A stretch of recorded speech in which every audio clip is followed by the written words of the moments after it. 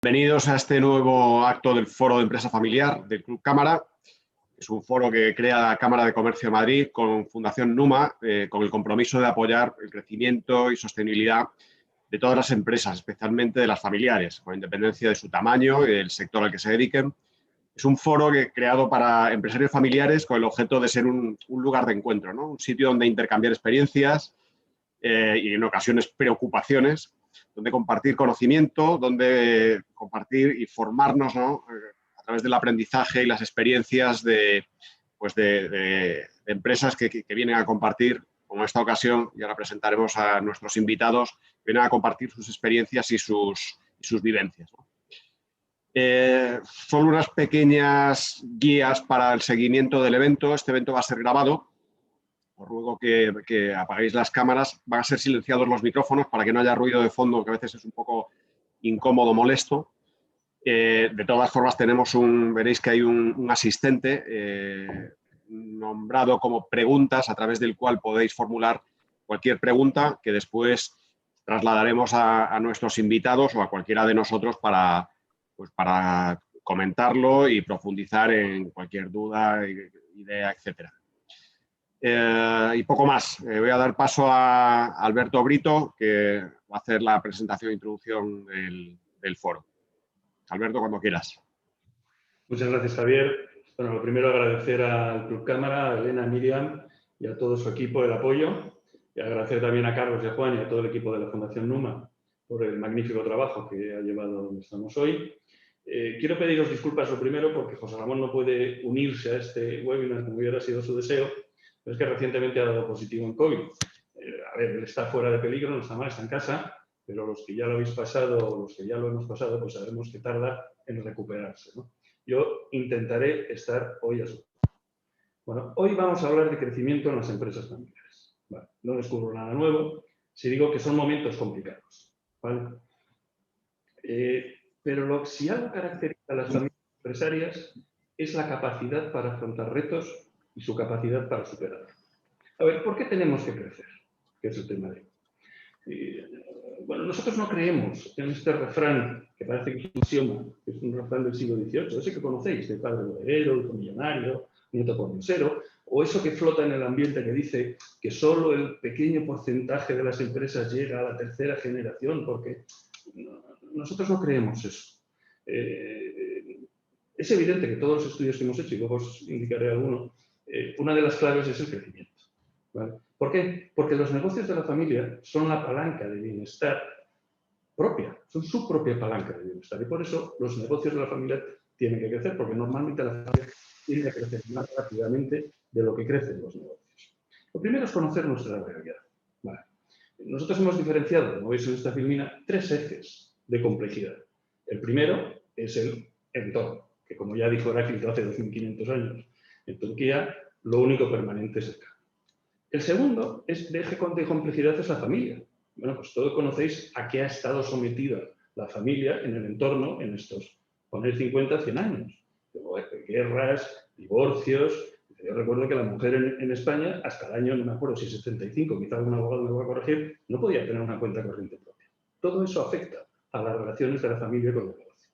Pero sobre todo también quiero destacar una cosa, y es cómo evolucionan los valores de la familia. Al final, bueno, tú empiezas una familia, te casas, tienes un hijo, más o menos el núcleo es muy pequeño, los valores están y los criterios y la forma de decidir están muy unidas, están muy juntas, pero la familia va creciendo, los hijos crecen, se casan, se añaden nuevos valores y nuevos criterios de decisión a la familia y todo eso produce un mestizaje en el que la propia familia va evolucionando. Si a eso le añades todo lo que viene de fuera, ¿qué te encuentras? Pues que ya desde la primera generación, y esto es muy importante, la familia es un ecosistema multicultural que tiene fuertes relaciones emocionales, evidentemente, pero también unas fuertes nexos empresariales.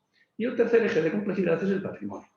Dice, bueno, cuando empiezas tu negocio, probablemente tu patrimonio sea negativo, porque hayas tenido que pedir dinero a amigos, a bancos o a quien fuere para poner en marcha tu proyecto.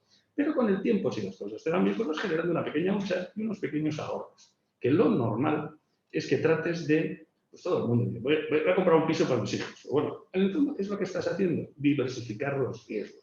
Porque no nos olvidemos que un negocio propio, en términos de activos de inversión, es lo peor, porque es renta variable y líquida, y no porque lo gestionemos nosotros tiene mayor o menor seguridad, ¿vale? Entonces, esa diversificación lo único que pretende es securizar el futuro de la familia. Como decimos abajo, perdurar es un reto colosal, pero creedme que es posible. Al final de cuentas tenemos toda una vida para hacerlo, ¿vale? ¿Qué elementos relevantes hay en el trabajo de la compañía? Bueno, pues el tamaño, la rentabilidad y sobre todo las expectativas de crecimiento, ¿vale? En la Fundación José Ramón lidera el equipo de investigación y desde hace más de 12 años pues, hemos tomado contacto con cientos de familias y hemos extraído de ellas, en unos diálogos muy personales, pues sus lecciones aprendidas. Las hemos sintetizado en unas best practice y en la continuidad, uno de los factores, que hay muchos, es sin duda el crecimiento. Pero hay un concepto implícito en esto del crecimiento y es lo que nosotros llamamos patrimonio per cápita. O sea, es que cada generación sea capaz de crear su propia cosecha, de forma que el patrimonio se mantenga de generación en generación de una forma natural. Y entonces no se cumpla ese axioma de padre bodeguero, hijo millonario, vete por dos. ¿Vale? Hay muchas formas de crear riqueza y ahí tenéis pues, el caso de los Suárez, que tenía la joyería y han abierto Aristocracia, etc. Hay muchas formas de crear riqueza, pero cada generación debe aprovechar lo que recibe del anterior para crear la suya propia sin tener que destruir la anterior, ¿vale?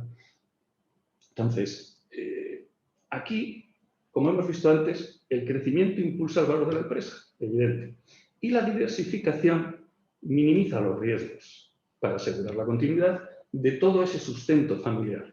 Entonces, es evidente que los planes de crecimiento y diversificación, pues ejes básicos es el plan de negocio, por supuesto, una rentabilidad financiera, porque al final el que arriesga su dinero, bien sea propio o bien sea de tercero, lo que quieres cobrar, evidentemente, y hay una eficacia operativa que cumplir, ¿vale? Y todo eso pues tiene sus ejes, ningún problema. Pero yo quiero poner el énfasis en la última de las frases, donde decimos, los socios ayudan y reducen los riesgos. A ver, ¿por qué decimos esto? Las estrategias de crecimiento van a necesitar unas capacidades que probablemente la familia no tenga, que evidentemente la familia puede acabar adquiriendo, sin duda, pero todo eso conlleva un plan de formación y un plan digamos, de capacitación. Pero en el corto plazo, cuando quieres poner en marcha algo, vas a necesitar capacidades que no tienes. Pues capacidades financieras, capacidades técnicas, de patentes, lo que tú quieras. Y esos son socios, incorporación de socios. Todos sabemos que en la empresa familiar, pues voy solo bien se sabe. Pero la verdad es que juntos llegamos más lejos. Y además, los socios añaden otra cosa, que lo estábamos diciendo antes en la reunión previa que teníamos, y es que nos lleva por la senda recta. Es verdad, los socios ayudan a los empresarios a poner rigor y a una disciplina operativa, porque ayudan a separar planos y a, digamos, las empresas familiares es relativamente sencillo decir, bueno, como somos los mismos, pues nos cambiamos rápidamente el gorro de familia, de empresa, de negocio y de patrimonio, y entonces todos los temas se acaban mezclando, y los temas de familia se acaban juntando en el negocio y los temas del negocio se llevan a la familia. Poner barreras no es malo, y los socios ayudan a este tipo de negocio. Pero no nos olvidemos de una cosa, que en todo este proceso de crecimiento el protagonista es la familia. Por supuesto es la familia, la organización y todos los socios principales, porque deben entender qué implica esa estrategia para poder comprometerse. Pues el crecimiento va a condicionar todo su futuro. Comprometerse con algo que no se conoce es un acto de fe. Y eso, la verdad, pues me lo puede pedir quien lo puede pedir, pero lo pidió una persona hace 2000 años y ahí seguimos. ¿Vale? Las estrategias de crecimiento deben ser, por supuesto, progresivas, pero, como digo, sobre todo consensuadas. ¿Por qué? Porque es muy probable que tengamos que hacer sacrificios temporales, sobre todo a corto plazo. Y para poder comprometerse con esos sacrificios temporales hay que conocer los riesgos. Y además no nos va a caber ninguna duda que los planes nunca son como los pintamos, siempre son muchísimo peores y tienen sus altibajos. Nosotros pensamos que va a ser un camino de rosas y al final es subir el Himalaya.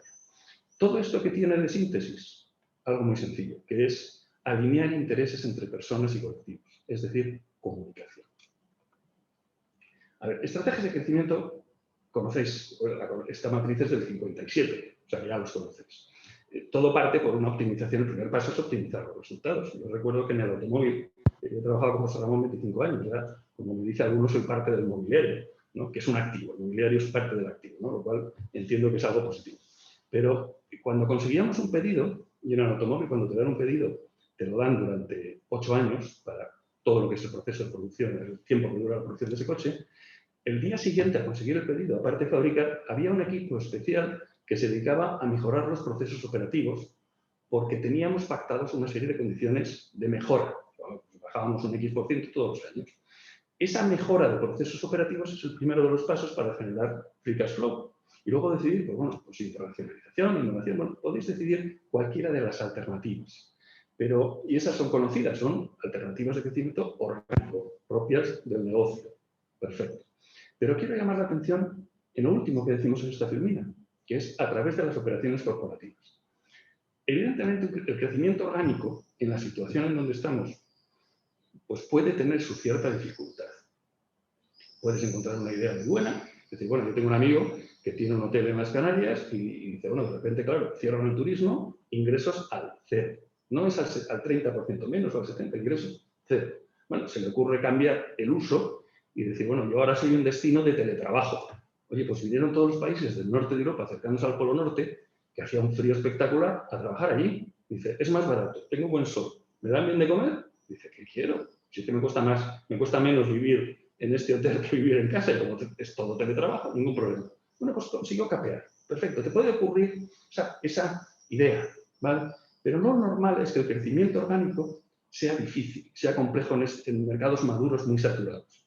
Entonces, integrar las operaciones corporativas en una estrategia de crecimiento nos puede ayudar.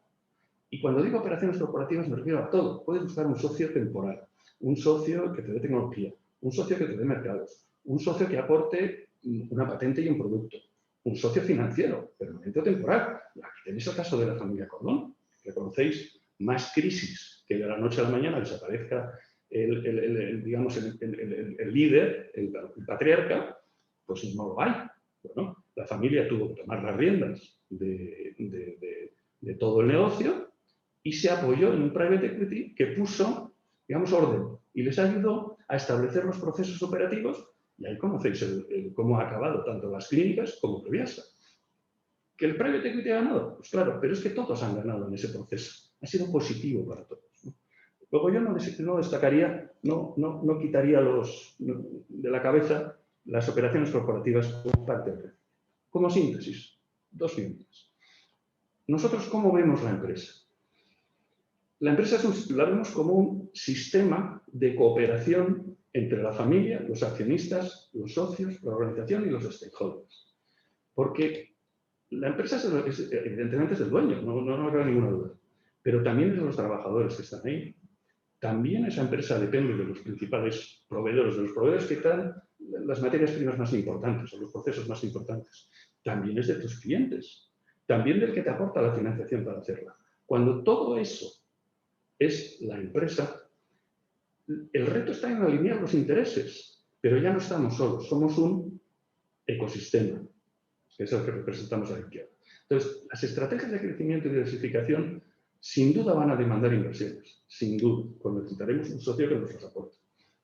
Si es que no los tenemos nosotros, que suele ser lo normal, porque necesitamos diversificar como hemos visto antes. ¿Van a exigir nuevas capacidades? Por supuesto. ¿Se necesita todo el capital humano de la familia? No me cabe duda.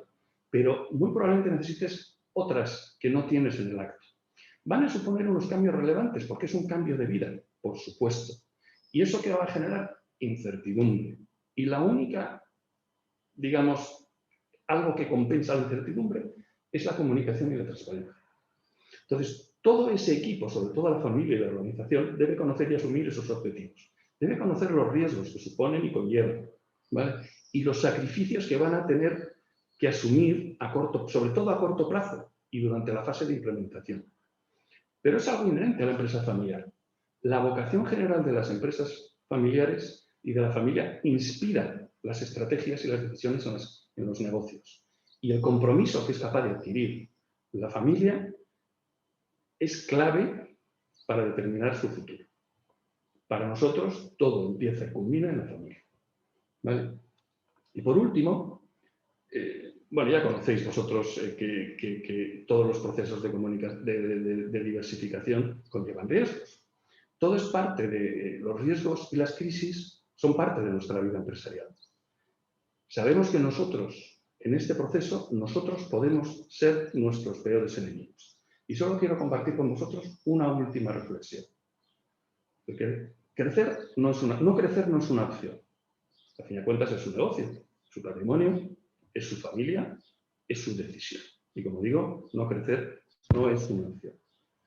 Y yo con esto me temo que no tengo nada más de tiempo para seguir. Agradeceros vuestra asistencia y cedo la palabra a Ricardo.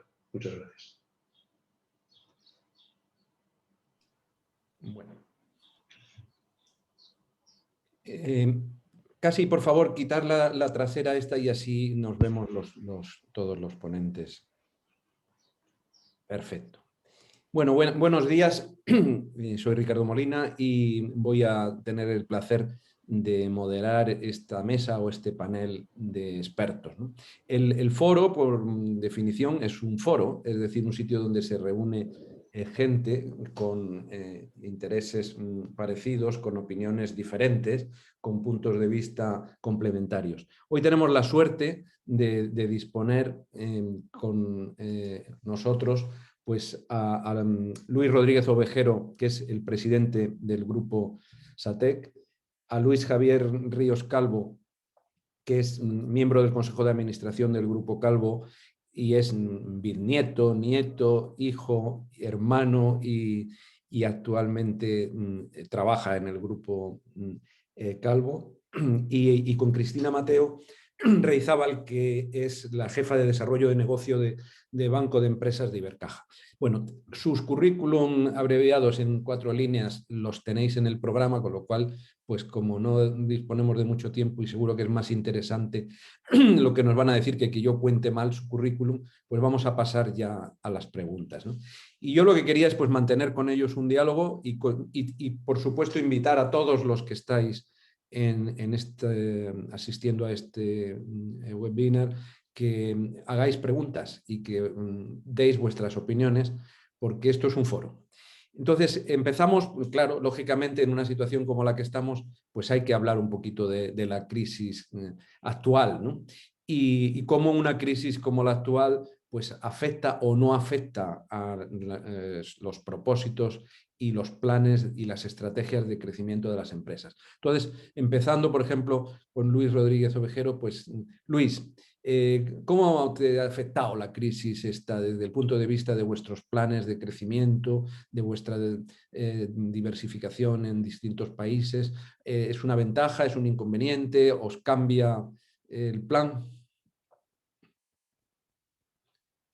Está sin sonido, está sin sonido. Perdón, ahora sí, vale, sí. Bueno, buenos días a todos. Muchas gracias a la Cámara y a la Fundación Numa por invitarnos a este foro, a este evento. Y bueno, respondiendo a la pregunta de Ricardo, nosotros estamos en un sector que es el de las tecnologías de la información. Y en este sentido, la crisis nos ha afectado poco. Nos ha afectado prioritariamente porque es un mercado que no se ha visto en la mayor parte de las actividades que se desarrollan, no se ha visto demasiado afectado negativamente por la crisis, más bien en algunos casos al contrario. Y luego, desde el punto de vista de la operativa, claro, nosotros sí que teníamos, como es natural, porque casa de herrero que no sea cuchillo de palo, ¿no? Pero al final sí que teníamos la disposición para poder abordar una transición al teletrabajo fluida, y así ha sido. Y en general, pues no nos ha ido mal, eso no nos ha ido mal, no nos ha ido extraordinariamente bien, pero bueno, hemos mantenido un poco el tipo y solamente hemos sufrido, eso sí, en la parte internacional. La parte internacional es la que más está afectada, porque claro, para ir fuera hay que viajar, y al no viajar, pues hay elementos eliminatorios, hay cosas que no puedes superar y las cosas son sencillamente. Pues yo creo que eso es un poco la conclusión. Muy bien, Luis, muchas gracias. Al otro Luis, a Luis Ríos Calvo. Luis, casi la misma pregunta. Yo creo que primero vamos a ponernos un poco en situación. Sí, situarnos un poco afectado? Exactamente, situarnos en cuestión, ¿no? Perdón. Sí, sí. ¿Cómo nos ha afectado? Bueno, pues imagínate, hace un año, donde todo era normal, teníamos, bueno, las estrategias típicas, lógicas de una compañía, y llega todo esto. Entonces de repente vemos, bueno, que esto no, hay que cerrar la planta. De repente salen unos decretos, somos actividad esencial, con lo cual no la podemos cerrar, hay que continuar trabajando. Y vemos que junto al papel higiénico, a la harina y a un producto más, pues somos uno de los motores de la cesta de compra. La gente, pues bueno, ese pánico inicial a quedarse desabastecido, va a por un producto que aguante sin refrigeración, que pueda, en caso de desgracia, pueda asegurar una ingesta de proteína. Y bueno, pues de repente pues una subida, el otro día lo estamos viendo en nuestra comisión familiar, las subidas que hubo el año pasado que fueron históricas. Pero claro, esas subidas se pueden mantener porque siempre tenemos, lógicamente, un buffer, ¿no? Una reserva en stock. La conserva tiene que madurar. O sea, no puedes fabricar hoy y servir mañana, sino que tienes que dejar un periodo de maduración de unas semanas para que la conserva asiente y lanzarla luego al mercado. Entonces, bueno, aprovechando ese stock que teníamos de seguridad y luego el tiempo que tarda el producto en llegar al mercado, al consumidor, pues bueno, nos dio tiempo a organizar, ver los primeros protocolos de seguridad, que, bueno, recordáis todo, ahora parece que fue hace 20.000 años, pero no, fue hace escasamente un año. Y bueno, organizando, tuvimos, y eso hay que agradecerlo siempre, fuimos la gerencia, la propiedad y todos los trabajadores hasta el último. O sea, no hubo ni una sola queja, fue todo apoyo por parte de todo el mundo. Fue un poco remangarse y vamos a salir de esta como sea. Bueno, nos ha ido bien.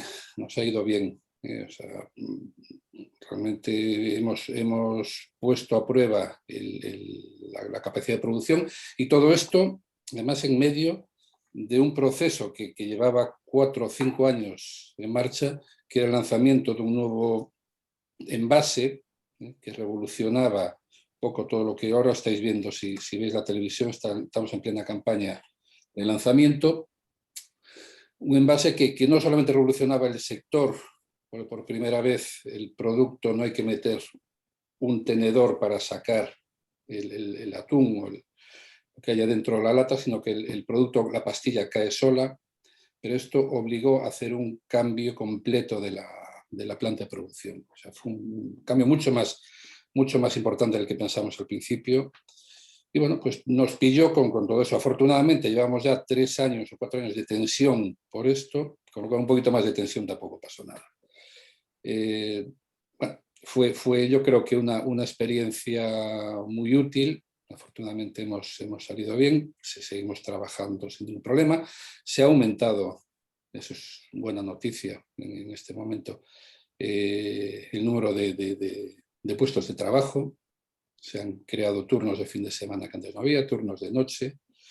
Y bueno, bien. En cuanto a crecimiento, pues seguimos ahí. O sea, hoy, de hecho, iba a participar alguno de mis tíos como oyentes. Y al final, pues estamos bendiciendo un atunero. Y no paramos, o sea, no se puede parar. No se puede parar. Es una inversión muy importante. Prácticamente el viernes me apunto a la prueba de red. Vamos a estar todo el día a 200 millas probando las redes, probando la maquinaria, probando todo, que todo salga bien. Y en 2 o 3 semanas está ya pescando. O sea, no te puedes detener. Esto es un mundo en el que tienes que estar. Acabamos precisamente para poder salir con este atunero, dar de baja uno, ya tenía sus 40 años y bueno, creo que es la única manera. O sea, avanzar y avanzar. Ya Muy bien, Luis. Oye, enhorabuena por que las cosas vayan así y que oigamos noticias de este tipo. Cristina, y en tu sector también entiendo que es un sector que la crisis le ha golpeado, pero que también sector esencial. ¿Cómo lo habéis vivido y cómo ha modificado vuestros planes, si es que los ha modificado? Perfecto, pues muchas gracias, Ricardo, y nada, encantada de participar en este foro y agradecer a Cámara de Comercio y a Fundación Numa su organización. Como bien comentas, pues el sector bancario somos un sector de servicios y fuimos considerados desde el inicio un servicio esencial. Entonces, bueno, pues cuando surgió toda esta situación que nos sobrevino a todos de manera totalmente excepcional, tuvimos que adaptar nuestros puntos de venta, ¿no? Que son las oficinas bancarias, que no pudimos cerrar absolutamente ningún día durante la pandemia, pues igual que un supermercado o una farmacia. Entonces, lo primero que tuvimos que hacer es adaptar las oficinas, pues con mamparas, con todos los sistemas de protección posibles y principalmente también contar con el apoyo de nuestros propios empleados, ¿no? Porque lo que teníamos claro es que teníamos que mantener el servicio a nuestros clientes. Era un momento de máxima incertidumbre, muchas empresas cerraron, muchos clientes a nivel particular se quedaron en un ERTE y aparecieron todas las medidas, además del gobierno, de apoyo con moratorias, tanto de la parte un poco de financiación personal, de la parte hipotecaria, como de apoyo a las empresas. Entonces, abril y mayo fueron meses que creo que la banca lo recordaremos toda la vida, de trabajar 7 días a la semana, 15 horas diarias, atendiendo las peticiones de financiación ICO con la multitud de dudas que había en ese momento. Todas las empresas no sabían bien cuánto tiempo va a durar esto, tengo la empresa cerrada, la gente en casa, o sea, vivimos momentos muy complicados. También nos une mucho a los clientes, ¿no? Porque tuvimos muchas conversaciones con ellos y los bancos éramos los canalizadores de esas ayudas. Entonces, bueno, pues fueron meses complicados, pero creo que estuvimos a la altura de dar un servicio esencial y de canalizar todas esas ayudas. Las cifras de concesión de financiación ICO del año pasado son absolutamente espectaculares. Se concedieron casi 1 millón de operaciones de ICO a las empresas, muchas destinadas además a pymes, autónomos, principalmente, mucho más que a grandes empresas. Y como digo, yo creo que fue una prueba de resistencia y de coordinación también del sector bancario unido a las ayudas públicas establecidas un poco a nivel europeo y a nivel también España, ¿no? Entonces, bueno, pues creo que podemos decir que respondimos muy bien, que no fallamos, como digo, no cerramos ni un solo día, y que la respuesta también de todos nuestros empleados y de todos nuestros clientes fue ejemplar y desde luego parece que se nos ha olvidado, ¿no? Pero que es muy reciente y fue de verdad muy, muy intenso y muy retador. Sí, Cristina.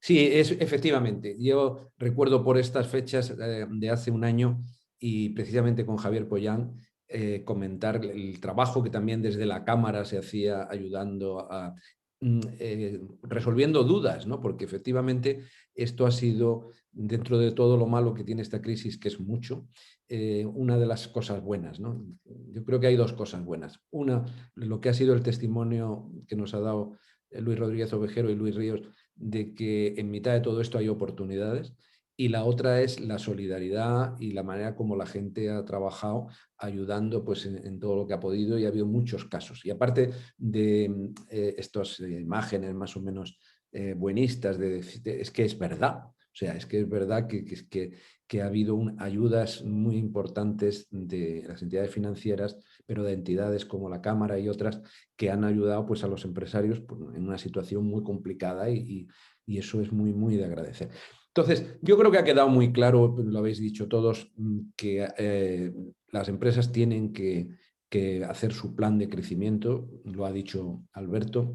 Yo lo que quería preguntaros es, yo lo veo muy claro, pero a ver cómo lo veis vosotros. Si una situación favorable o desfavorable del entorno debe condicionar las decisiones de crecimiento y diversificación. ¿Hasta qué punto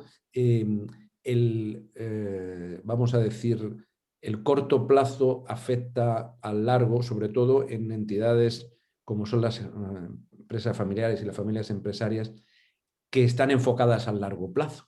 Entonces, empiezo por Luis Ríos para que no sea un turno, y además os interrumpís, por favor, y me lleváis la contraria a mí y a todos vosotros, entre vosotros, por favor.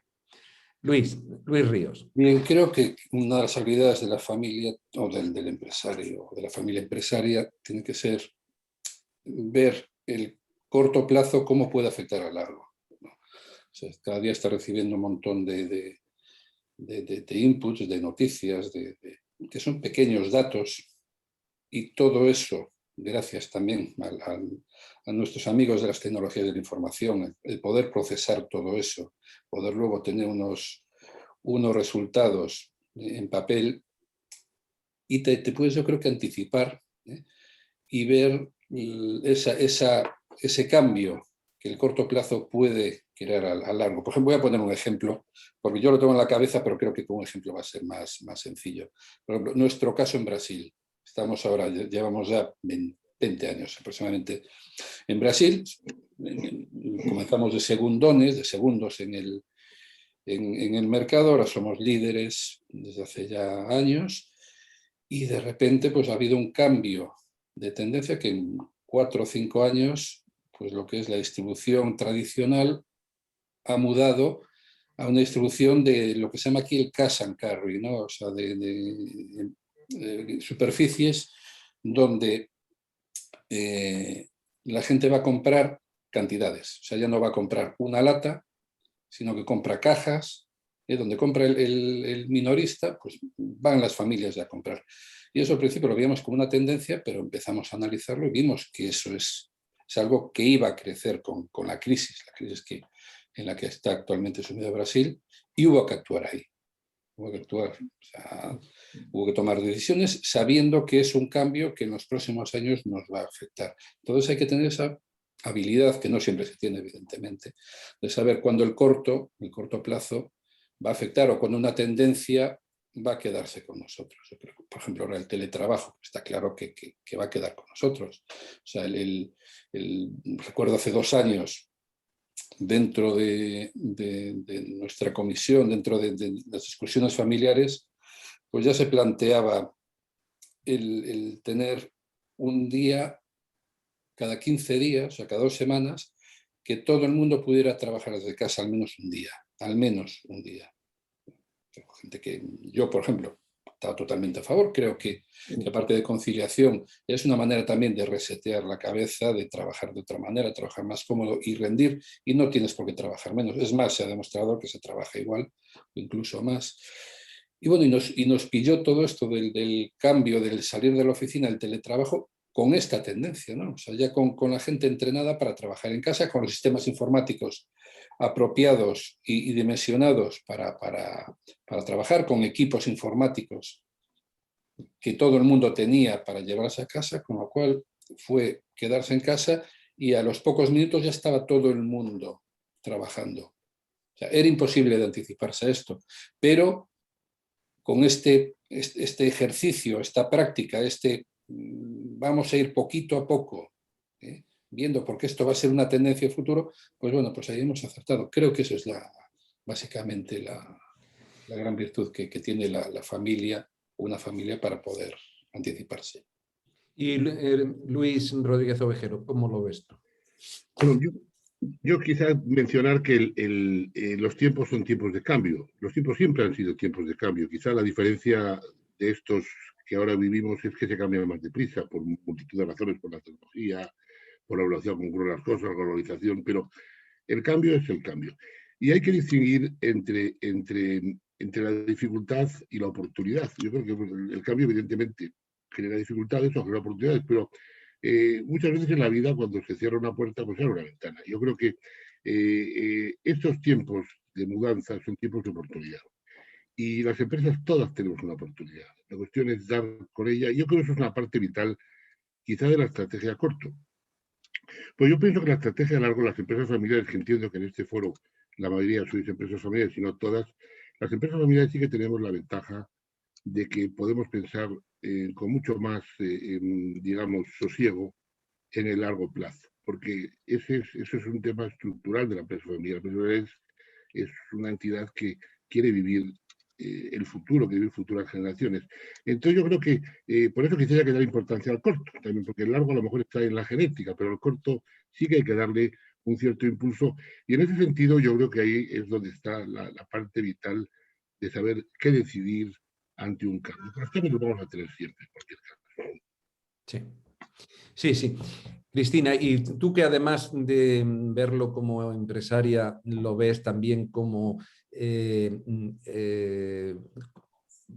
diría como si médico de cabecera, porque por ti pasan montones de empresas, ¿no? ¿Cómo lo ves? O sea, ¿crees que las situaciones estas de pronto significan un frenazo en las decisiones de crecimiento y de diversificación?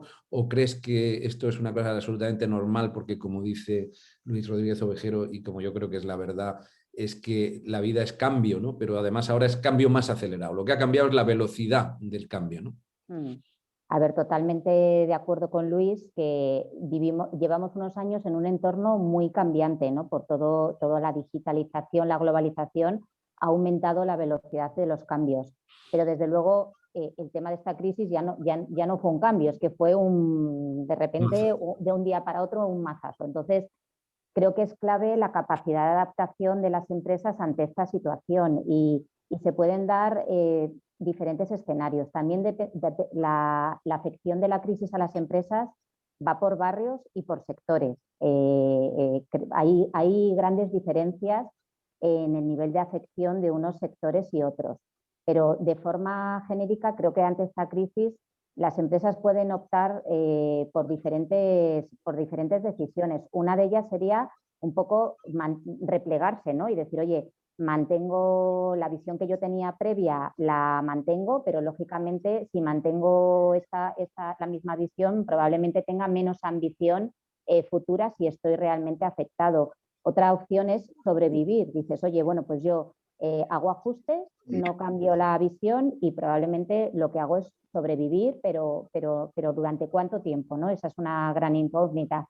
Y la opción mejor creo que es transformarse, ¿no? Decir, oye, mira, tengo que adaptar la visión al nuevo escenario, decidir los ajustes también que sean necesarios, pero esa capacidad de reacción rápida, de analizar, oye, cuál es la afección de tu sector, cuál es el entorno, hacia dónde vamos y poder adaptar esa visión. Realmente hay empresas que han tenido una capacidad de transformación en esta crisis brutal y que incluso han salido fortalecidas porque han tomado decisiones adecuadas muy rápido y otras quizás no han sabido hacerlo o no han podido hacerlo. No es fácil, el conseguirlo no es fácil, pero desde luego ese mix de corto y largo y de capacidad de adaptación en un entorno cambiante lo considero elemental. Muy bien. Bueno, entonces como Luis Ríos sabe de esto mucho más, pero el famoso aforismo ese de que camarón que no nada se lo lleva la corriente, o sea, está claro que hay que moverse, ¿no? Y desde luego yo creo que todos tenemos claro que hay que plantearse estrategias de diversificación y crecimiento. Quería profundizar un poquito en los riesgos, en los problemas, qué significa una estrategia de crecimiento, qué se necesita evidentemente se necesita financiación, se necesita tecnología, se necesita equipo humano, se necesitan herramientas. ¿Cómo lo priorizáis eso? O sea, quizás es una pregunta muy amplia, ¿no? Pero planteándonos, y entiendo que nuestro auditorio estará de acuerdo, que hay que crecer en un entorno lleno de dudas y vaya usted a saber cuál es lo siguiente que va a pasar, ¿no? De todas esas herramientas, ¿cuál priorizamos? ¿Qué es lo más importante? Si no crecemos es porque no tenemos dinero o es porque no tenemos gente. A ver, Luis Rodríguez Ovejero, que ha crecido y me imagino que no tenía dinero inicialmente. Pues efectivamente, así fue. Yo empecé pues, de cero. Pero yo creo que lo primero que hay que tener en cuenta es una frase del libro del Principito. Hay que ver la vida con los pies en la tierra y los ojos en las estrellas. Yo creo que es muy importante que el empresario tenga esa visión esa audacia, y eso yo creo que eso es lo imprescindible. Eso tiene que acompañar durante toda la vida. Pero dicho eso, hay que aplicar el realismo. Y el realismo es todo lo que tú has dicho, Ricardo. El realismo es saber si tú tienes o no tienes una oportunidad de mercado, por quiénes son los que vas a competir. Si tú tienes o no tienes el equipo adecuado para abordar un determinado cambio dentro de tu forma de tu modus operandi. Si tienes o no tienes el dinero, en fin, si tienes o no tienes, si es o no es el momento. O sea, pero eso ya son las cuestiones ya más técnicas, pero muy, muy importantes de una estrategia, de una implementación de una estrategia empresarial. Todo hay que analizarlo. Y yo también soy muy de la opinión de que hay que contrastarlo. Es muy importante con los medios que tienes cerca, aquellos que te pueden dar luz, pues los primeros tu propio equipo, luego tus clientes, luego tus proveedores, que tener con ellos pues un punto de comunicación. Y la comunicación es muy importante porque la comunicación te da mucha luz. A lo mejor nadie te da una clave concreta y definitiva, pero el conjunto, la nube de puntos que al final configuras un determinado perfil, eso te lo da la relación con tu entorno. Yo creo que es importante también contrastar el entorno, pero sí, pero vamos, pero lo principal, la ilusión, la conducción hacia el objetivo, el no perder eso. Muy bien, fantástico. Cristina, ¿cómo lo ves tú y cómo lo ven tus clientes? A ver, pues como comentaba antes Alberto, no crecer no es una opción. O sea, cualquier empresa tiene que estar, cualquier empresario es continuamente un emprendedor, ¿no? Y tiene, como comenta Luis, que mantener esa ilusión y ese espíritu inconformista continuo y continuamente planteándose hacia dónde voy y cómo puedo crecer, porque si no tu competencia crece y tú te quedas atrás. O sea, eso es una realidad. Nosotros, ¿cómo lo vemos desde un punto de vista un poco bancario, ¿no? Porque tenemos que ser un compañero de viaje en esos planes de crecimiento. Como también habéis comentado, la parte financiera es clave, ¿no? Y entonces los bancos somos socios financieros y tenemos que ser compañeros de viaje en ese plan de crecimiento. Para nosotros es muy importante, creo que la empresa debe estar muy bien asesorada y contar con colaboradores externos solventes que le puedan orientar en esos planes de crecimiento y desde luego preparar un buen plan de negocio, un plan de negocio que tiene que ser bien fundamentado, que sea creíble, que tenga capacidad de pago de esa financiación a la que está solicitando, y para nosotros una propuesta coherente y, como digo, bien argumentada, es la base para poder acompañar a una empresa en ese plan de crecimiento.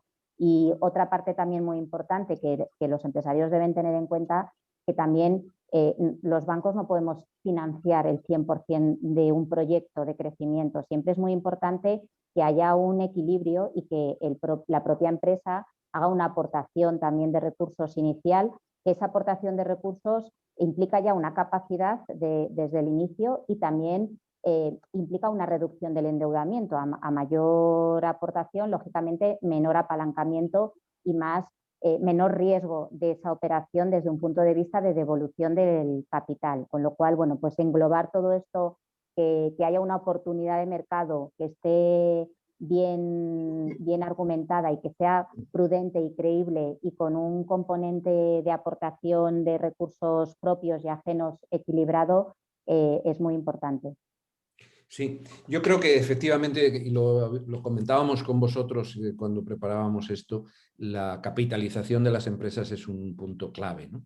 Y por eso hablaremos después de precisamente el interés de poder tener algún socio que aporte capital, ¿no? Además de otras cosas. Pero yo quería aprovechar la ocasión de que tenemos una banquera amiga y además que infunde confianza, ¿no? Y a estos dos señores que seguro que necesitan dinero para sus empresas, que te pregunten ellos, que te pidan qué es lo que necesitan ellos, porque muchas veces también hemos observado, y no en el caso de vuestra entidad, pero en algunas otras, que hay un cierto, no hay el tuning, el ajuste fino de lo que unos necesitan y de lo que otros pueden dar. A ver, por ejemplo, Luis Rodríguez Ovejero, ¿qué le pedirías tú a una banquera amiga y comprensiva? Hombre, yo creo que, y además en particular con Ibercaja, que es nuestro banco proveedor, también, pues ya no es que lo pidamos, que lo tenemos. Yo lo primero que pediría es que hagan un esfuerzo por conocer el negocio de los clientes. Es muy importante. O sea, yo creo que hay que entender, y eso lo entendemos todos, que el banco corre un gran riesgo. O sea, el banco tiene muy poco diferencial del dinero que presta a lo que ingresa por ello, y si tiene un fallido es una tragedia. Pues, claro, a lo mejor hace falta 50 clientes como ese para recuperar la pérdida de uno. Eso es una cosa que que como empresarios, los empresarios tenemos que visualizarlo en cómo es la labor de los bancos. Pero dicho eso, y puramente en el encaje de valorar el riesgo, es muy importante que haya un conocimiento de cuál es la voluntad de la empresa, de cuál es el proyecto que se tiene y cuáles son los medios con los que cuenta. Y yo creo que con ese entendimiento es muchísimo más fácil entender las posibles soluciones. Yo creo que fundamentalmente eso. El resto, yo creo que la banca es una organización muy bien estructurada y las cosas en general, toda parte de funcionamiento funcionan muy bien. Quizás esto es lo que cuesta más. Esto tampoco es fácil, claro, porque al final los bancos tratan con muchos clientes y no es fácil conocer los negocios de los clientes, requiere un esfuerzo importante. Pero yo le diría que por ahí es donde va, en mi opinión, lo que podría ser potencialmente deseable, ¿no? Y Luis Ríos, ¿qué le pediría? Por mi parte, no tengo no sé si es un privilegio o la suerte de negociar o de hablar con la banca directamente. Yo estoy más en retaguardia, mi trabajo es siempre más de trinchera y en mi caso de olfatear un poquito cómo está el mercado, cómo van las tendencias, hacia dónde va el futuro. Pero bueno, siempre escuchas, oyes y lo que comentamos en el consejo. Y creo que tenemos la suerte de tener unos sistemas bancarios más potentes y más sólidos de Europa, sin duda alguna. En nuestro caso creo que entienden bastante bien los riesgos. Vamos a ver, se les van a veces, lógicamente, temas muy puntuales, pues Salvador, pues hombre, pues sí, tiene sus peculiaridades, Brasil, el mercado internacional, pero yo creo que la gran banca entiende perfectamente esos temas. La flota, pues hombre, tener 12 barcos navegando por todo el mundo y haciendo distintas tareas, pues a veces se le puede escapar también pues también es tu deber es sabérselo explicar, es saber hacérselo ver. No solemos tener, afortunadamente, grandes problemas con financiación, suele aparecer, y encontramos en concreto la banca muy receptiva para acompañarnos, incluso para aprender. O sea, para aprender de nuestro negocio, saber más cada día y poder hacer negocio juntos. O sea que no tengo ninguna... Cristina, pues ya ves qué tareas te dan estos señores, que entiendas su negocio. Que entiendas su negocio. Lo consideramos clave y como bien habéis dicho, o sea, nosotros tenemos que visitar una empresa, visitar la fábrica, conocer las trincheras y tenemos que tener una relación de confianza. O sea, es igual que se tiene cualquier empresa con un proveedor, tiene que tener esa buena relación. Es elemental que la empresa y el banco también tengan una buena relación de confianza, de transparencia, y aquí también es importante la diversificación. Igual que hay que diversificar en el resto de ámbitos, también hay que diversificar en las fuentes de financiación. O sea, no es bueno poner todos los huevos en una misma cesta y normalmente en una empresa lo normal es tener también 4 o 5 bancos en los que repartir juego, porque a veces uno no está para una operación, pero en otro momento sí. Las estrategias de los bancos y los momentos también son cambiantes. Y es verdad que no tenemos un negocio fácil, o sea, nuestro sector, como comentaba Luis, tenemos unos tipos de interés negativos, está muy regulado, muchas veces las decisiones que tomamos, os aseguro que no es porque no se quiera, sino porque también tenemos determinados criterios que cumplir y que que la banca esté saneada es clave.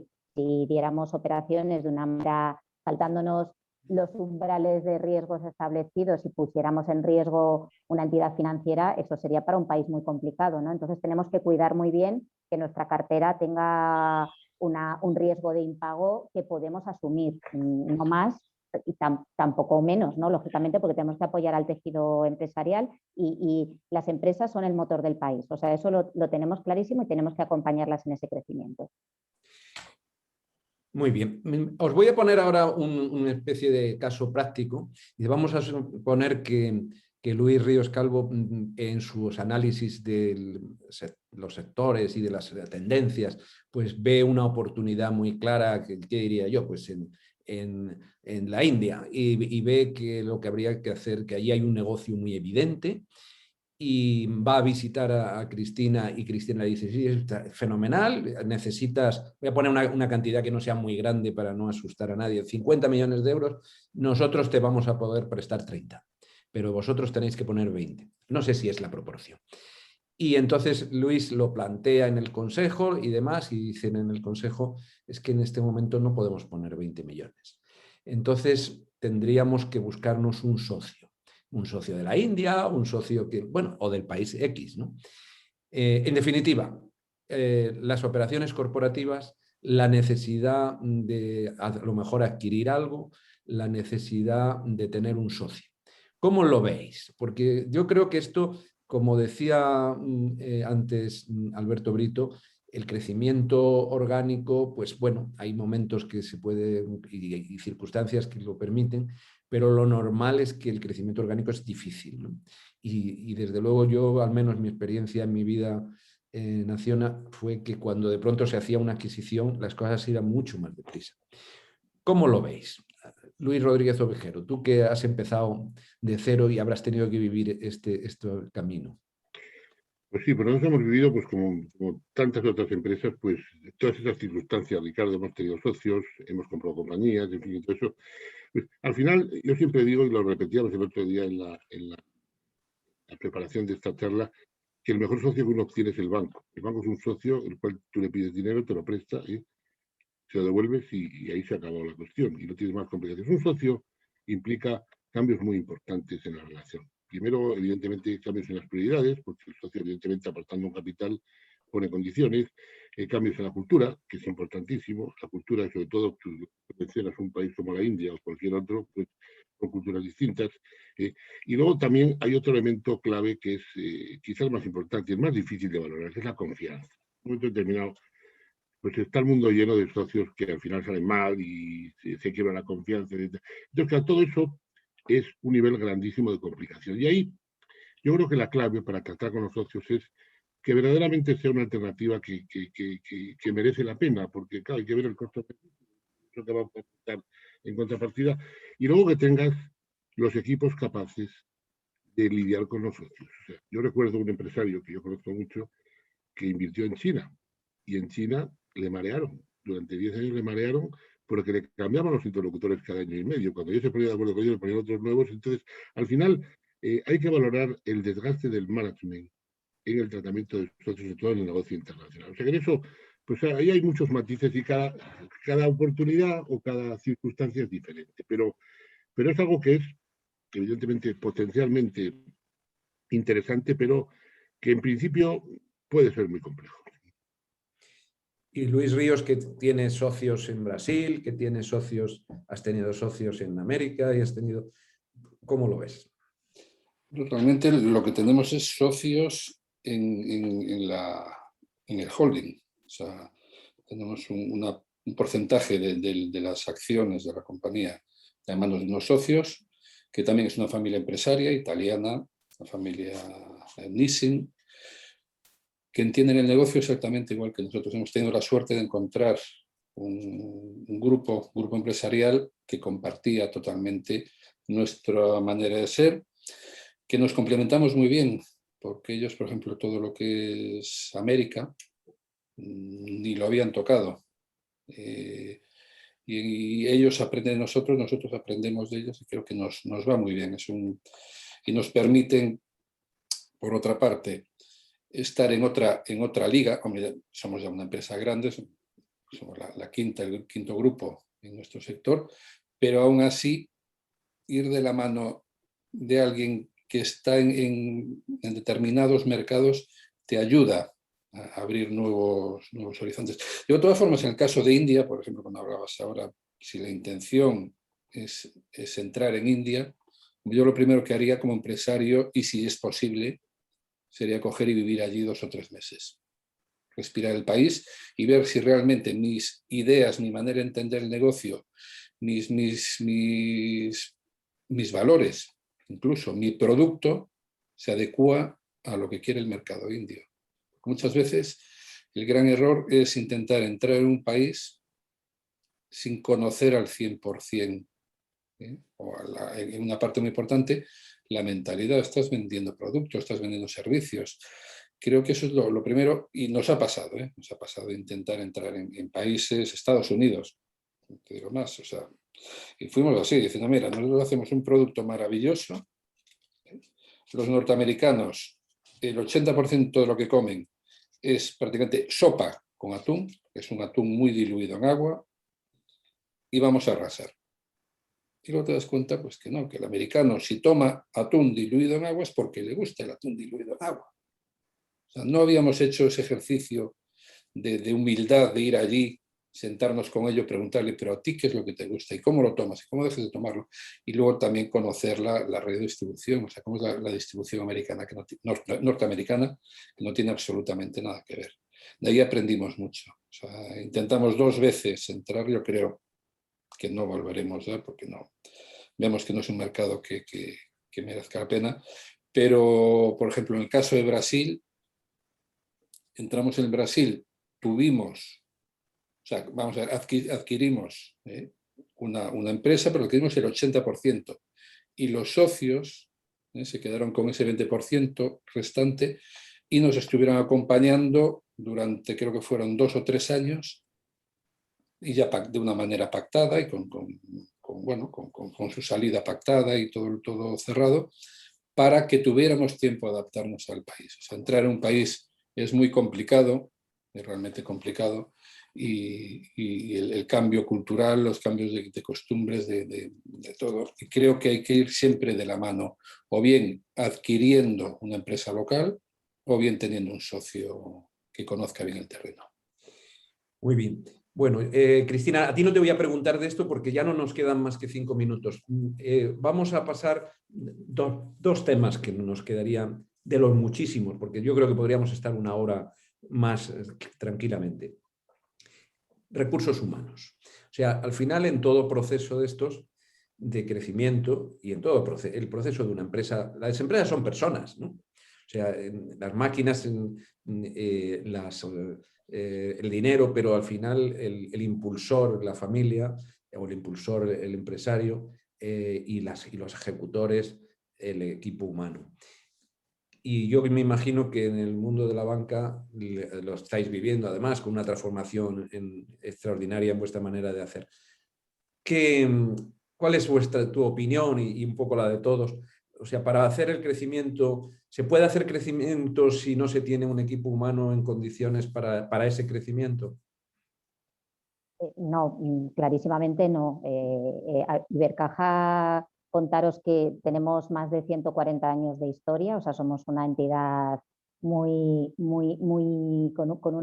largos años de vida, y lógicamente durante estos años hemos tenido que contar con toda nuestra plantilla, y de hecho es nuestro principal valor diferencial, la cercanía con los clientes, y eso lo consigues, como tú dices, con las personas y con que te acompañan, y que cuando tú también implantas cambios te acompañe esa transformación de tu propio equipo, ¿no? Y para eso es elemental la comunicación, es elemental transmitir los valores y que tú también tratar bien a tus empleados es muy importante. Yo creo que en una empresa familiar es muy importante que esa familia o esos accionistas sean ejemplo y sepan transmitir muy bien esos valores, para luego también fidelizar a sus propios empleados y que toda la empresa pueda transmitir lo mismo. Con lo cual, las personas para nosotros es el centro de todo nuestro...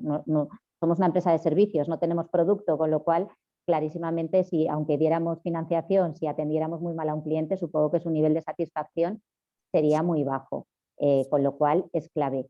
Yo solo también contarte, y aprovecho por si luego no tenemos tiempo, nosotros como banco, por supuesto, nuestro principal fin es el de ser un servicio financiero, conceder financiación y depositar también los ahorros de nuestros clientes.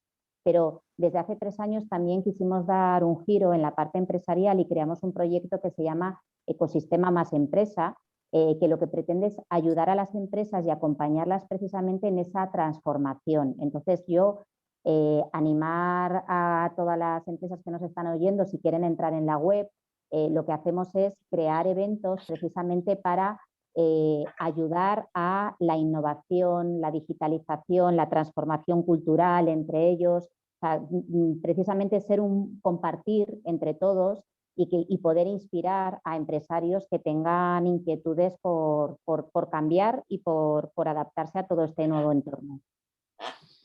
Muchas gracias, Cristina. Bueno, ya lo último que puedo preguntaros, porque nos salimos del tiempo, vamos a hablar un poquitín de la familia. Y voy a empezar por Luis Ríos, porque ya es una familia ya, no sé si en cuarta generación, ¿no? Desde tercera. ¿Cómo se vive todo esto en la familia? Porque me imagino, o lo sé, porque lo he vivido yo también, que, claro, habrá personas dentro de la organización o dentro de la familia que lo que piensan es, oye, que vamos a quedarnos como estamos, ¿para qué nos vamos a meter en ese lío de irnos a la India si es que fuera la India donde hemos decidido ir? Cosa que ven los gestores de una manera totalmente diferente. La parte de la familia que está más en la gestión ve claro, y tú que has visto la oportunidad la ves clarísima, ¿no? Sin embargo, pues un primo tuyo dice, ¿para qué necesitamos irnos a la India, ¿no?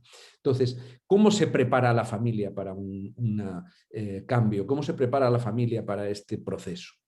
Con muchísima humildad y con muchísima preparación. Comunicación. Muchísima comunicación. Tienes desde el principio, cuando ya estás metido en un proyecto, intentar que todo el mundo conozca desde el principio por dónde van los tiros, ¿sabes? Sin desvelar aspectos estratégicos, evidentemente, pero sí ir enamorando a la familia. Poco a poco al final va a sufrir. O sea, quieres que no, estamos en tercera generación. Pues todo el mundo recibe a final de año pues un dinerito, mayor o menor, y espera que haya siempre un dinerito. Y muchas veces el crecimiento implica pues que no haya dinerito, así de claro, porque hay que dedicar ese dinerito a otras cosas. Y tiene que haber, bueno, pues apretarse cinturones y no entienden, y pueden no entender que haya un momento de su necesidad, ya no es voluntad, necesidad de ir a más. Pero bueno, afortunadamente, hombre, yo el otro día preparando también de preparación, hice un poco los puntos importantes, los hitos en 80 años que tiene la empresa. Y, hombre, es que ha habido tanto ir hacia adelante y tanto avanzar que yo creo que es ya parte de la familia. O sea, yo creo que va a haber extrañeza el día que diga, pero no estamos haciendo algo. O sea, no estamos metidos en algo porque nos va a faltar el estar metido en un nuevo proyecto, en un nuevo negocio, en algo que saldrá bien, saldrá mal, pues sabe Dios. O sea, eso nunca lo sabes. Pero creo que es parte ya de la familia. Y es eso, o sea, ya desde pequeñitos, una cosa que hizo mi abuelo muy bien, que me dicen mis tíos siempre, que ellos les enseñó a jugar trabajando. O sea, que ellos podían bajar. La fábrica estaba en los bajos de la casa, allí en Carballo, cerca de Coruña, y mis tíos bajaban a jugar a la fábrica, como si estuvieran trabajando, como si estuvieran empacando, como si estuvieran limpiando, como si estuvieran... Y ya desde pequeños los fue metiendo en ese ambiente. Y a nosotros nos hacían lo mismo. O sea, yo el primer sueldo que gané en mi vida fue barriendo suelos en la fábrica y me dieron un sobrecito con 5 pesetas y una nómina de recursos de personal. Te involucras y entonces ves que es fundamental el crecimiento, ves que es fundamental todo lo que hacemos a diario para conquistar nuevos mercados, para lanzar nuevos productos, para hacer esas cosas que hacemos, ¿no? Y creo que o sea, la base es eso, o sea, tener una familia, primero, que se entere, que sea consciente de lo que hay, de cuál es el negocio, de los esfuerzos que hay que hacer y luego, evidentemente, que haya recompensas. Porque por mucho esfuerzo, si luego no hay una recompensa al final del camino, mal vamos. Claro. Y ya no nos da más tiempo que una pregunta a Luis Rodríguez Ovejero. Tú que eres primera generación creador de la empresa, aunque tu familia, tus padres y tus tíos tuvieran otros negocios, ¿cómo has formado a tu familia para el futuro? Bueno, estoy en ello. O sea, digamos, yo tengo mis hijos, todavía ya tienen edad, ya están trabajando con nosotros, pero estoy en ello. Pero yo vengo de familia de empresarios. Dos de mis abuelos eran empresarios y yo viví la empresa en mi casa. Mi padre era funcionario, mi padre no fue empresario, pero él intentó alguna actividad empresarial, pero no lo consiguió. Pero mis abuelos sí que eran empresarios. Yo creo que yo estoy un poco en el proceso de aprender la lección, o sea, estoy un poco en ilustrarme cómo abordar todo esto.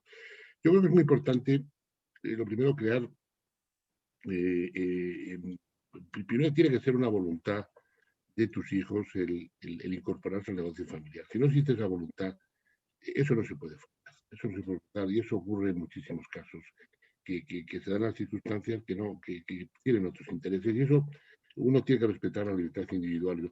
Y a partir de ahí, pues evidentemente, pues hay que buscar el hueco de cada uno. Y el proceso, más que nada, el proceso es el aprendizaje que aprendan, que el negocio, que se implique, que tenga ilusión y poco a poco se irá viendo el camino al andar. Y luego, llegado el caso, ya a futuras generaciones, supongo que hay ahí, bueno, en la Fundación NUMA sabéis mucho de estas cosas, pero hay mucha literatura de cómo se vertebran con protocolos familiares, en fin, familiares, etcétera, etcétera, una transición, porque la familia tiene la fortaleza de que hay una voluntad y hay una vocación de largo plazo. Pero tiene la dificultad de que no todo el mundo tiene los mismos puntos de vista. Claro, las familias son biodiversas y al final pues hay que casar todo eso, como bien decía Luis, y todo eso requiere pues mucha humildad, requiere mucho diálogo, requiere mucha comprensión y básicamente yo creo que es eso. Muy bien, pues muchísimas gracias. La verdad es que es un placer estar con vosotros. Yo creo que nuestros oyentes o espectadores lo habrán disfrutado y ahora os harán muchísimas preguntas, con lo cual pues pasemos a esa fase. Y Cristina, ya no, siento no preguntarte más cosas porque la verdad es que da gusto con vosotros. Javier, adelante. Sí, muy buenas. Pues sí, tenemos algunas preguntas. Vamos a ir un poco ligeros porque vamos un poco justos de tiempo. Pero bueno, nos preguntaban, dirigido a Ibercaja, si la banca ha aprovechado pues, toda esta situación de COVID para hacer una reestructuración, ¿no? Que a lo mejor venía siendo necesaria en el pasado y que no se podía aplicar, pero si ha aprovechado de alguna forma pues, esta coyuntura o esta situación para desarrollar estas reestructuraciones.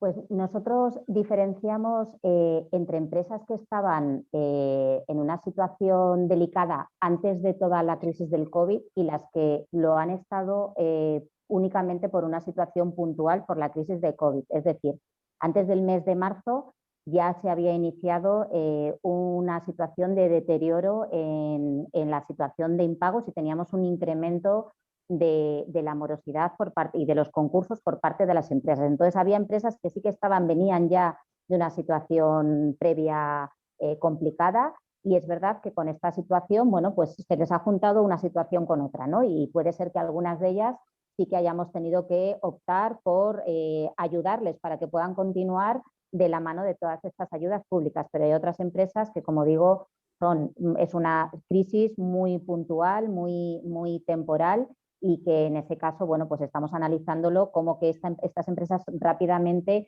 si se recupera la actividad, podrán salir de esta situación. Lo que sí que es cierto es que con todas estas ayudas que ha habido, incluso muchas empresas han reestructurado su deuda voluntariamente y se han acogido más a financiación a largo plazo, han cambiado corto por largo y nosotros, lógicamente, pues hemos participado muchas veces pues adaptando los productos que ya teníamos y concediendo financiación adicional que nos han solicitado.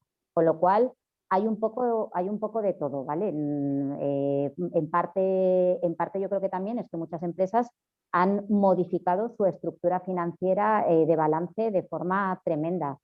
Ahora mismo estamos en un momento en el que hay un exceso de liquidez en las empresas por la cantidad de financiación concedida tremendo, con lo cual, bueno, ha dado, como digo, los balances de las empresas, tanto en liquidez como en financiación, pues han incrementado de forma muy considerable en este último año y vamos a ver un poco cómo evolucionan los años siguientes.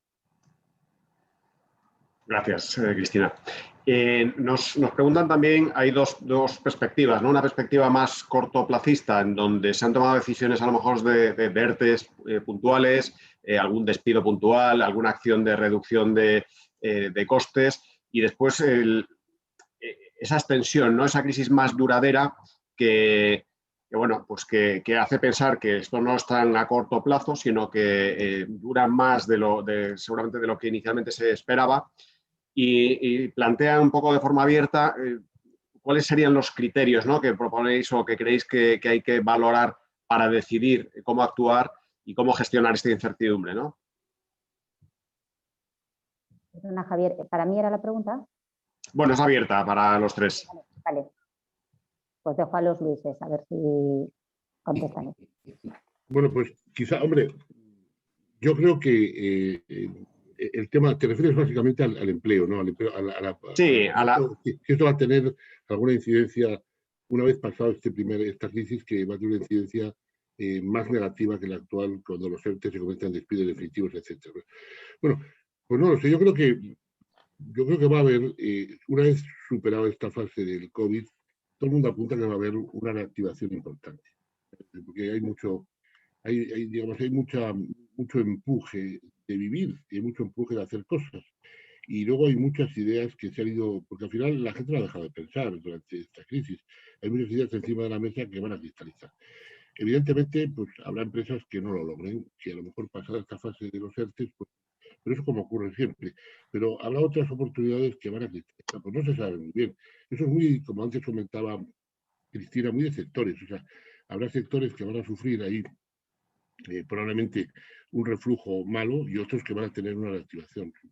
Es difícil de precisar eso. Sí. Dentro de, digamos, de las alternativas que podamos tener para emprender a través de crecimiento, a través de diversificación, ¿cómo veis que puede haber perfiles diferentes que puedan estar más orientados o más o mejor orientados, ¿no? Y sobre todo dentro de, bueno, pues de estos momentos de formación que nos hemos forzado también a avanzar, a evolucionar, a cambiar, ¿cómo creéis que esos perfiles puedan ser más proclives a una línea de diversificación o de crecimiento y expansión de la propia empresa? Es decir, a cambiar o tratar de luchar por mantener y hacer un crecimiento sostenible del negocio actual. Hombre, yo no quiero entrar otra vez, hay nosotros, como estamos muy en la transformación digital, hay una cuestión que es clara. O sea, el tipo de trabajo que se hacía hace 15 años y el que se hace ahora no tiene nada que ver. O sea, los perfiles profesionales al uso entonces y los de hoy son muy diferentes. Bueno, pues eso se va a acelerar. Yo creo que hay quien habla de que 2/3 de las funciones de trabajo profesional van a ser distintas en los próximos 10 años. Entonces, ahí, claro, ahí está el reto. El reto está en que, y además no es un reto imposible, o sea, al final es la gente joven que piensa estudiar una carrera y después y hace un trabajo en función de la empresa donde trabaja y va aprendiendo. O sea, que yo creo que lo que va a haber es una aceleración de la importancia del aprendizaje, y yo diría más que del aprendizaje del reciclaje. O sea, en el sector nuestro es evidente, en el sector nuestro, pues las cosas, las tecnologías de la información, cambia permanentemente el perfil de la demanda, pero se demanda cada vez más gente. O sea, y hay una gran diferencia entre perfiles que no tienen salida y perfiles que tienen una salida pues brillante. O sea, ahí yo creo que es muy importante, tanto como individuo como empresario, el tener conciencia de cambio y saber adaptar la propuesta de valor a los tiempos que vienen. Y eso sí que es importante. Es importante estar sobre... Yo creo que este plan que ahora hay de la Unión Europea y de todo esto tiene mucho que ver con esto, tiene mucho que ver con la transformación, con el hacer de modo distinto los negocios, con pensar de modo diferente la forma de abordarlos, los procesos, los sistemas de información, etc. Sí, ahí va a haber, ahí hay un reto importantísimo. Un reto casi diría yo individual, de cada cual que busque su propio camino. Sí, sin duda, sin duda. ¿Y cómo veis, hablando un poco de ese crecimiento, diversificación, una de las inquietudes normalmente es cuando estamos en un proceso de relevo generacional, ¿no? Cuando estamos inmersos en temas propiamente de familia, de cómo evoluciona ese relevo. ¿Cómo creéis que afecta estos procesos, estos momentos en los que necesitamos tomar decisiones de crecer, diversificar, evolucionar de una forma más disruptiva, ¿no? Más cambiante, más abrupta? Pues hablo yo en este caso porque además estamos ahora en pleno proceso de redacción. Yo creo que es el tercer o cuarto protocolo que hacemos ya, y a ver si por el momento ya es el último y luego simplemente sean pequeños cambios, porque tenemos ya la cuarta generación ahí, ya han salido muchos de la universidad y en cualquier momento se incorporarán. Yo al menos doy mi visión sobre el tema. Nosotros, nuestra generación, y mira que vengo del mundo de la publicidad. Cada uno de mis primos viene de su mundo, uno de la banca internacional, otro de gestión, etc. Oye, y yo lo que tengo claro es que los grandes cambios en la empresa lo va a hacer la siguiente generación. Porque va a venir con otra apertura de miras, con otra mentalidad, sin tanto prejuicio, sin tanto, a lo mejor, haber escuchado tanto al pasado, sino con un bagaje y de repente nuevas ideas. O sea, y no es quitarnos peso de encima de nosotros, es decir, tenemos una responsabilidad y vamos haciendo cambios muy pequeños, pero sé que el gran cambio que posiblemente tenga esta empresa o cualquier empresa vendrá de la siguiente generación. Ahora, bien tutelada, bien seguida, aplicando el conocimiento del sector que ya tienen las generaciones anteriores, pero darles dejarles que creen, dejarles que rompan un poco con lo establecido y prueben nuevas maneras de hacer negocio. Yo creo, mi gran esperanza en nuestro caso, aparte del crecimiento orgánico que tenemos y que no vamos a dejarlo, evidentemente, pero creo que va a venir de la siguiente generación. Y creo que es muy, muy importante desde pequeños incorporar esas nuevas generaciones, hombre, no la toma de decisiones, pero sí que aporten lo que yo decía, ese jugar trabajando, que sea también en la gestión, que no tengan miedo de aportar ideas, que yo creo que es fundamental en una familia. Gracias, Luis. Nos entra otra pregunta también, que lo han puesto en abierto, de una empresa que ha hecho un proceso de transformación, de modernización, y se plantea ahora pues salir a nuevos mercados, ¿no? Internacionalizar, que es una forma también de crecer, entrar en nuevas geografías. Concretamente habla de portugués, de mercado español y portugués. ¿Qué veis? Nos preguntan... ¿Qué puntos creéis que tienen que considerar o elementos tienen que evaluar antes de embarcarse en esta aventura, de lanzarse a entrar en nuevos mercados? Bueno, primero, voy a contestar yo. En particular en Portugal. Nosotros hicimos esto en Portugal justo a los 2 años de fundar la compañía, fuimos al mercado portugués y tuvimos esa iniciativa. Y nosotros en su día fuimos porque había una oportunidad. Porque yo creo que es muy importante, si esa empresa tiene una oportunidad comercial clara, que la aproveche. Eso es lo primero. O sea, digamos, si tiene un mercado abierto, que no lo dude, que proteja los flancos, que no corra grandes riesgos, pero que intente, porque ahí va a aprender. Un poco lo que decía antes Luis Ríos. Si tú estás un tiempo en un país, hay que conocerlo, hay que valorarlo, hay que entrar en el entorno, y si entras con un cliente mucho mejor que si entras simplemente como observador. Y luego, lo que es importante fuera siempre es con quién vas a contar para que se encargue de llevar el mercado. Eso es muy importante. O sea, que eso no es fácil. Al final, elegir bien a los directivos, elegir bien el entorno, y a partir de ahí, pues es una estrategia más como otra cualquiera. Ahora hay mercados muy distintos. Portugal no es un mercado muy diferente del español, esa es la verdad, ¿no? Es distinto, pero hay otros mercados en África, o en Latinoamérica, o en el Oriente, que son más complejos. Pero yo diría que lo primero que si realmente tiene una oportunidad, que la intente contrastar, que intente ver si de eso sale un contrato y que ponga un pie allí y que en función de eso, pues, a ver cómo le vaya a ir aprendiendo. Se hace camino al andar. Sí, realmente nos decía salir del mercado español y portugués, es decir, más allá del mercado. Bueno, pues igual, lo mismo. Lo mismo.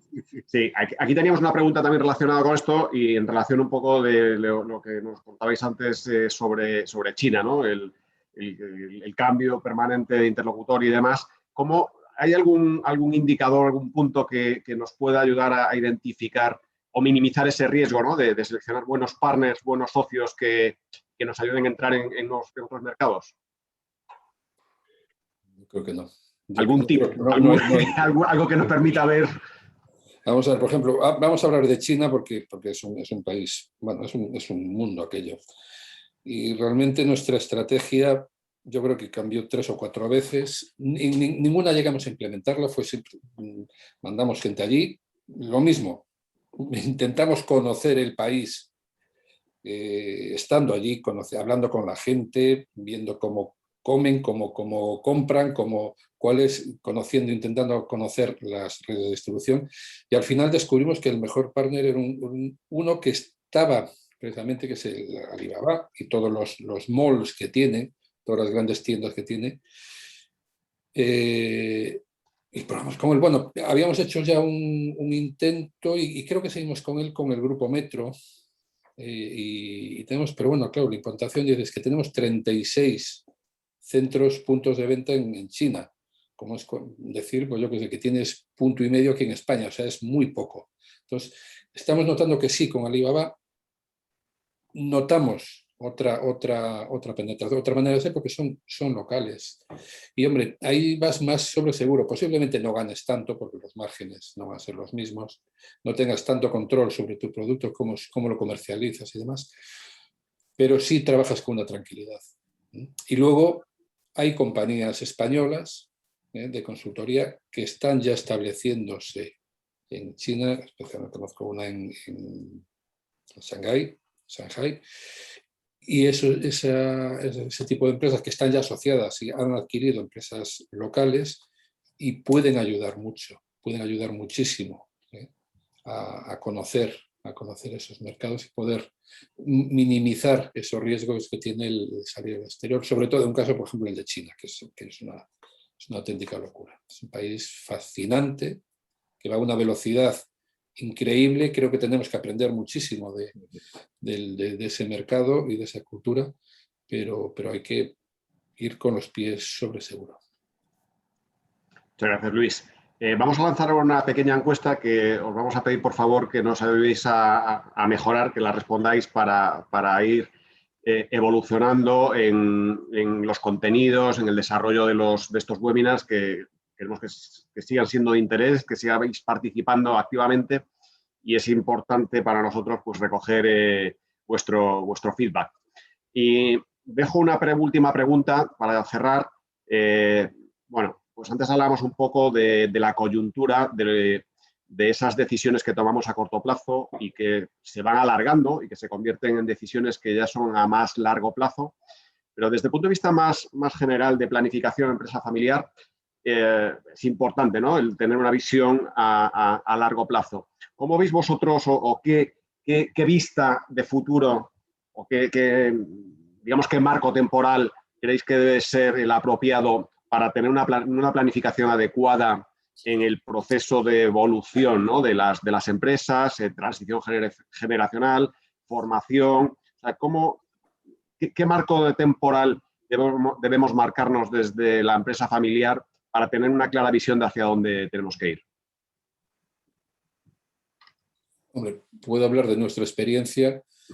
Todo lo que planifiquemos más allá de 5 años sabemos que no va a funcionar. O sea, bueno, sí, son ilusiones, son entelequias, pero yo creo que los 5 años, entre 3 y 5 años, es un plazo coherente, coherente para los 3 años para hacer un buen plan estratégico, y ya los 5 un poco para hacer un ejercicio de futuro. Pero claro, ¿quién puede adivinar qué pasa mañana? Es que estamos en un mundo, lo que decía Luis, tan cambiante, estamos viviendo en el cambio constante y es imposible adivinar qué va a suceder. O sea, yo lo plantearía, yo no me agobiaría con el futuro. O sea, evidentemente no estar en el día a día, evidentemente que el día a día no te coma, tener siempre una perspectiva un poquito ver más allá de lo que tienes marcado en la agenda, pero si llegas o intentas marcarte un poco un plan a 3 años,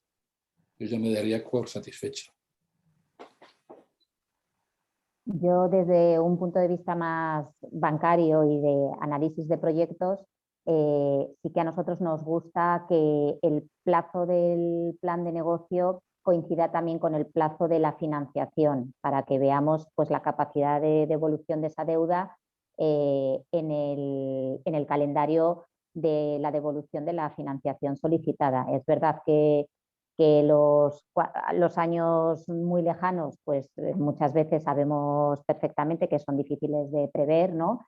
Pero sí que queremos que si nos pides una financiación a 5 años, pues que venga acompañado de un plan a 5 años. Normalmente incluso con diferentes escenarios, ¿no? Muchas veces nos mandan, oye, escenario realista, optimista, pesimista, sabiendo que luego esas circunstancias pueden cambiar.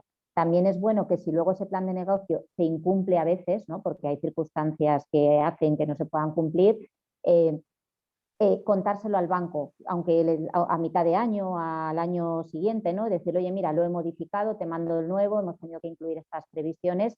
Entonces, bueno, ser transparente y si hay modificaciones sustanciales que pueden comprometer también un poco la situación de la empresa, es bueno trasladarlo. Genial, muchas gracias.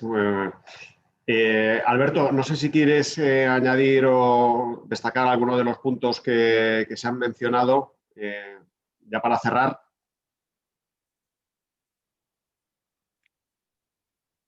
Sí, solo 4 cosas quería deciros, no sé, espero que me oigáis.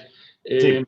Perfecto. Bueno, lo primero es agradecer la generosidad a los ponentes por compartir sus vivencias personales íntimas, que no es fácil encontrarlo, de verdad, muchísimas gracias. 4 cosas que he sintetizado y sé que me voy a dejar en el tintero muchísimas otras. Lo primero, lo que ha dicho Cristina, no crecer no es una opción. Hay que avanzar, llámalo camarón que no nada, lo que queráis. Los pasos, sobrevivir a corto plazo y pensar a largo plazo. Segundo, que el crecer es la expresión de la esencia de una familia empresaria. Tercero, que hay muchas alternativas para crecer, evidentemente, están el crecimiento orgánico y demás, pero que todo este proceso debe ser asumido y consensuado por la familia. Y ahí la palabra clave que han dicho todos es confianza. Y yo añadiría alineamiento, y también he oído complementarse. ¿Vale? Hay muchos compañeros de viaje, y este es el último de los mensajes. Hay muchos tipos de socios, todos son compañeros de viaje. Los compañeros de viaje nos ayudan a poner rigor. Hay que escucharles y ver lo que opinan, porque eso nos va a ayudar. Y como decía al final, una persona, no me acuerdo quién ha dicho esta cifra del Principito, pero es fantástica y la voy a volver a decir. Hay que tener los pies, hay que ver la vida con los pies en la tierra y la vista en las estrellas. Oye, muchísimas gracias. Gracias, Alberto. Pues no quiero que nos marchemos sin agradecer a estos 3 magníficos invitados, a Luis Rodríguez Ovejero, de SATEC, a Luis Ríos Calvo, de Grupo Calvo, y a Cristina Mateo, de Ibercaja, por compartir vuestra visión, por compartir vuestras experiencias, y yo creo que es algo que tiene mucho valor pues para todas las empresas que aprendemos de la experiencia de los demás. Desde la Cámara y desde Fundación Numa nos encanta pues, estas charlas, estos foros participativos en donde tratamos de invitar a empresas de distintos sectores y con distintas visiones, distintos momentos en la situación de vida de esas empresas y esa generosidad de compartir sus experiencias, como decía Alberto, pues es fantástica para todos los empresarios, ¿no? Nos da una gran visión de cómo se hacen las cosas en la realidad, más allá de lo que podemos ver muchas veces en libros o en historias, pero el compartir todas estas vivencias es fundamental para seguir adelante y aprovechar y bueno, utilizar ese conocimiento y esa experiencia, ¿no? Ricardo, no sé si quieres hacer alguna apreciación final. ¿Tienes el micrófono apagado? El audio. No, nada más. Muchas gracias a todos. De verdad que, como decíamos antes, que es un placer estar con vosotros y que aprendemos todos mucho, ¿no? Y que las cosas que se han dicho, pues yo creo que dan para que siguiéramos otra hora, ¿no? Pero bueno, no tenemos más tiempo. Así que muchísimas gracias a todos los asistentes y bueno, esperamos que os sea útil y estamos a vuestra disposición para cualquier cosa que necesitéis. Y buenos días y buena semana. Muchas gracias. Pues muchas gracias a todos. Gracias. Sí, muchas Gracias.